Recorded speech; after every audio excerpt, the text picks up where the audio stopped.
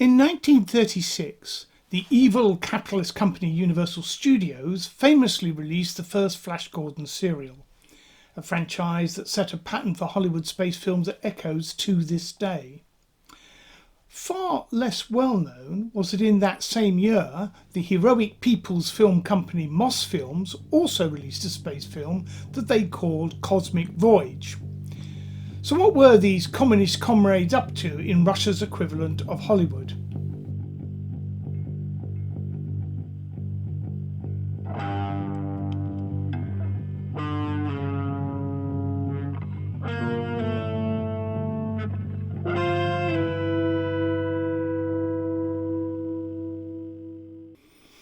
Greetings and felicitations. I'm Mark Hempsall, the titular rocket scientist, although more accurately I'm an astronautical system engineer, and I'm on a quest to explore how movies have influenced our perception of space. Now, there is an argument that this film should not really figure in the study at all. Almost nobody saw it. Indeed, I must confess I was not aware of today's fair until it was mentioned by the very comprehensive and all-round jolly excellent History of Sci-Fi Films by the Mars Wants Movies YouTube channel. So, big thank you there. So this movie ended up having no discernible influence on anybody but the film crew and the censors. It was made in Russia for the Soviet Union, and it was sold to the Soviet government, who controlled Moss Films, as a means to inspire young people in technical and scientific subjects. So this is an early example of policymakers understanding the role that space can play in encouraging STEM subjects. So, big plus point for Marxist-Leninist communism there. Now, although by 1936 sound was an established cinema technology, Cosmic Voyage was made as a silent film because many of the cinemas in the Soviet Union were not yet equipped to show talkies. It meant that it was not really suitable for export, but then that was not its purpose. It was apparently very well received by the small home audience who did see it when it was released. What they were treated to was the classic first people on the moon story. But unlike Flash Gordon, this moon project is a major government-run national enterprise, far more realistic than some nutty guy building a spaceship in his garden shed. Let's just look at this lovely shot of the spaceship's hangar with effects that would not disgrace any film of the next 30 years. It shows the scale and complexity of the enterprise while lingering on the Soviet Union initials and the spaceship's names. The first is named the Joseph Stalin, who I'm assuming that you've heard of, and the other is named after his buddy, Kilmet Voroshilov, who you are probably unaware of, but he was on the rise at the time, having just been appointed a Marshal of the Soviet Union. So let's take some time to appreciate this really top-tier toadying.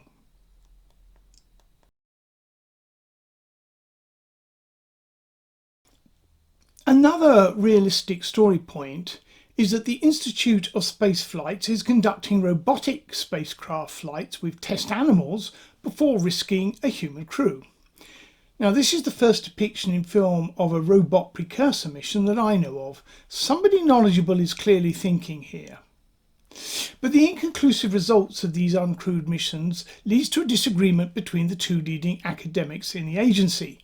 Professor Karen, who is running the organisation, is unwilling to risk crews on the basis of these robotic missions. But our hero, Professor Sedek, who is the wise old man of the enterprise, feels Karen is being overcautious. So we see them strenuously debate this issue. Personally, with the evidence of a dead Astro bunny, I can see Karen's point. But Sedek remains convinced that the moon missions are ready to go. And so our hero takes matters into his own hands and contrives to, well, essentially steal the Joseph Stalin with the help of a young lab assistant, Marina. After all, it might be useful to have a woman on the trip, and if you're going to take a woman, she may as well be young and have film star good looks. However, as the purloining of the moon ship progresses, this small intimate crew is inadvertently enhanced by a stowaway in the form of a young boy. He shows all the initiative expected of a member of the Communist Union of Youth, and of course this is a somewhat unsubtle plot device to enthuse all the good little communists that were the film's target audience. Given this surplus crew member had wangled his way on board unplanned, it was a good thing that there's a third spacesuit of just the right size and a third acceleration tank conveniently installed waiting to accommodate him. But it's interesting that they address the forces in the rocket system might generate, even if this solution is a little over the top and probably wouldn't work anyway.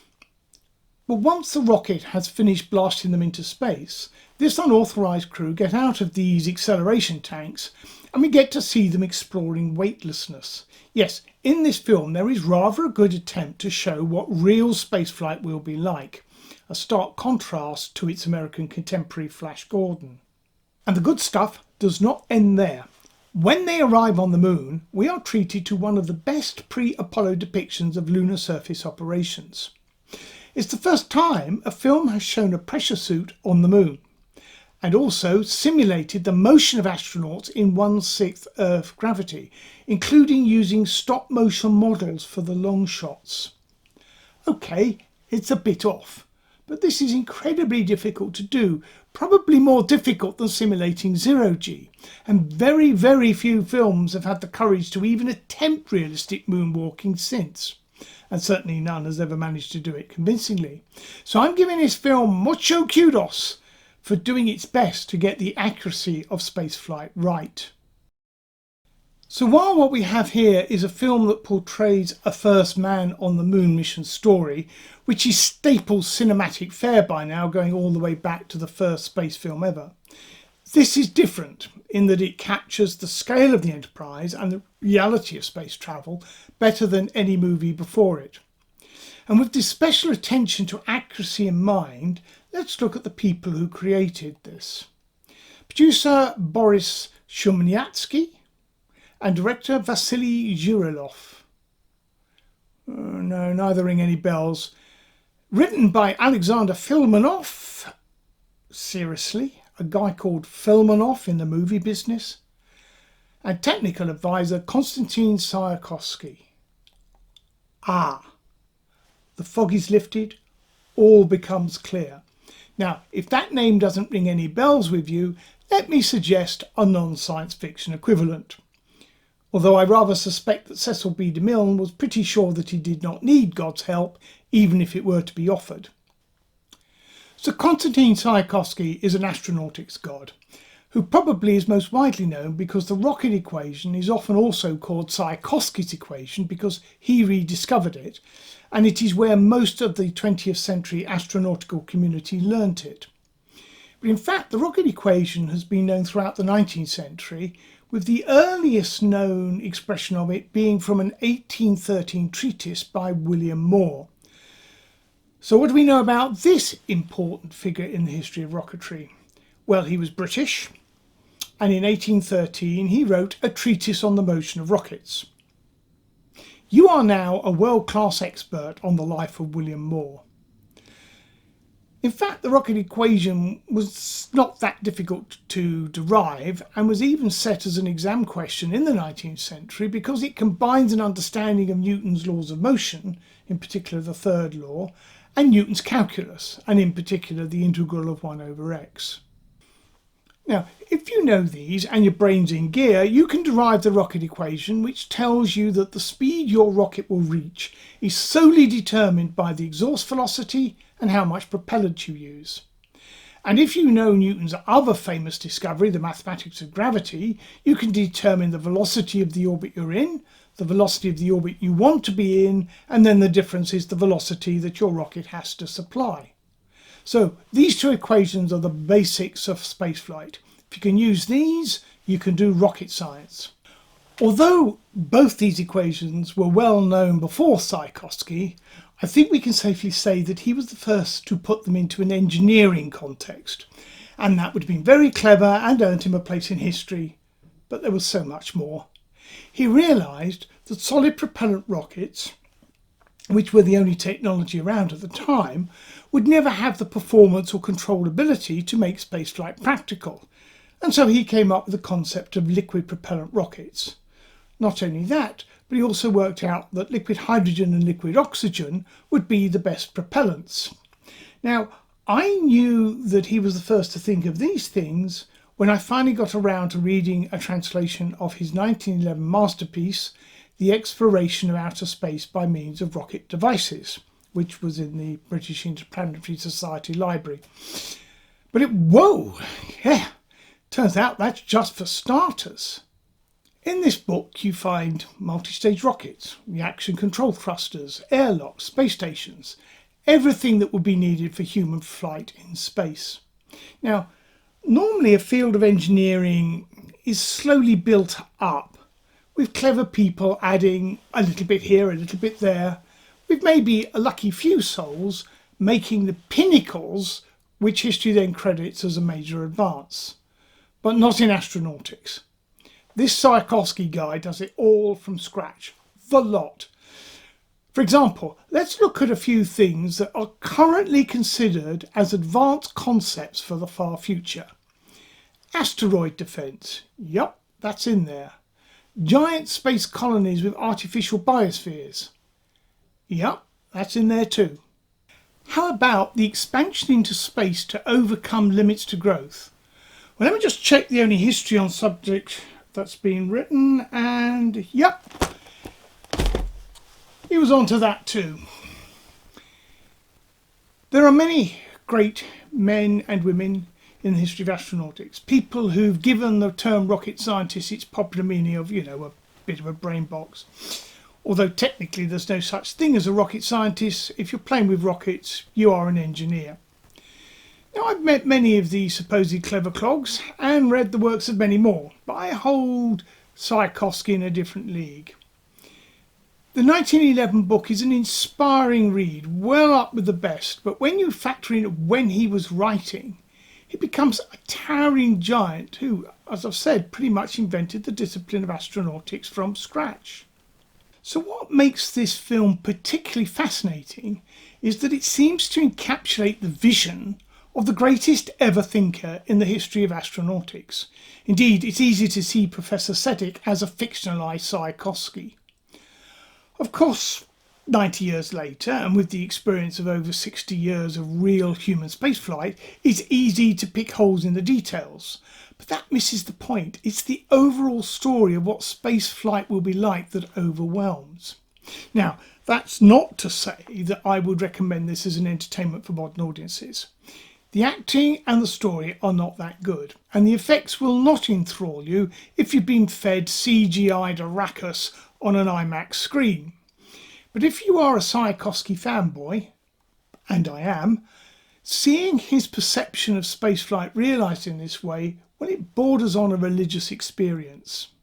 So the film was released in January 1936, and sadly this was 3 months after Tsiolkovsky, the man who was the driving vision behind it, had died. I'm not sure if he ever saw any of the end result, but I hope he did.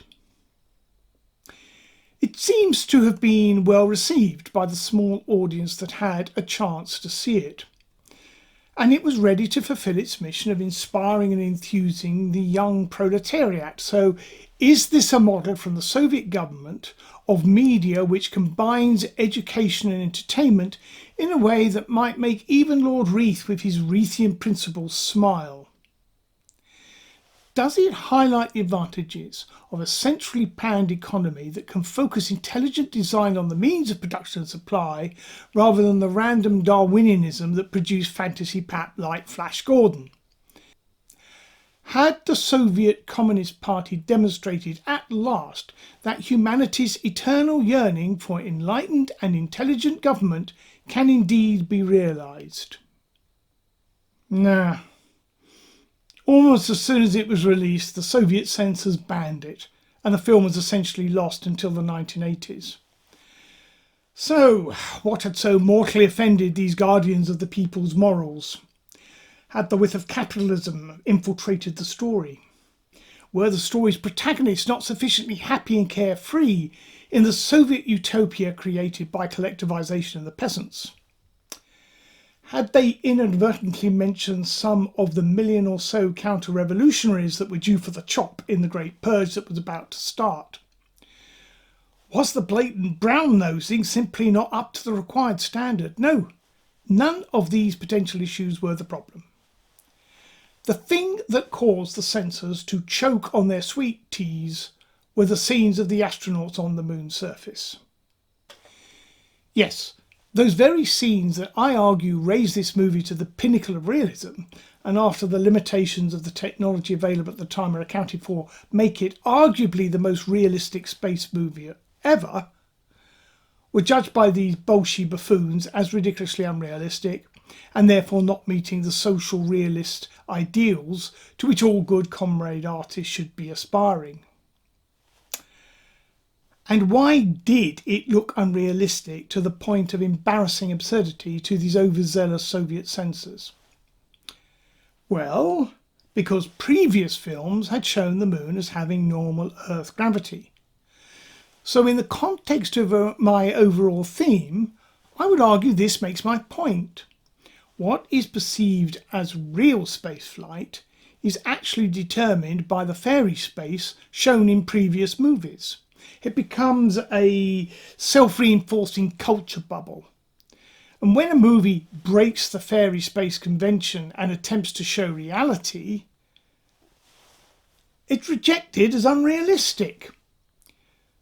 Puts me in mind of the quote, "Against stupidity, the very gods themselves contend in vain."